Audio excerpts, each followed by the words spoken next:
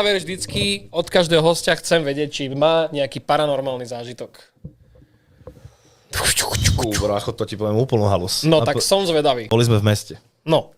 Chodilo sa kedysi na Gotko, to je v Bratislave, a chodilo sa do New Spiritu, dnes je to Šavko klub. Áno.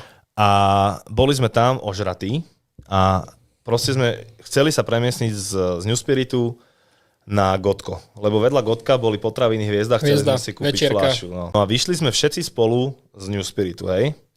A dáme s frajerkou si zobrali taxík, že idú teda pred nami, lebo ja som čakal ešte kamoša. A oni boli už asi 5 minút v aute, alebo možno, čo cesta odtiaľ na Gotko trvá asi 5 minút v aute, 6 maximálne večer.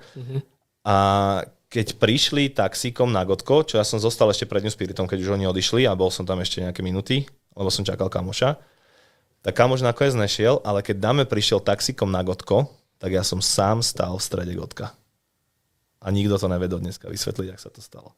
To Dame je toho očitým svedkom.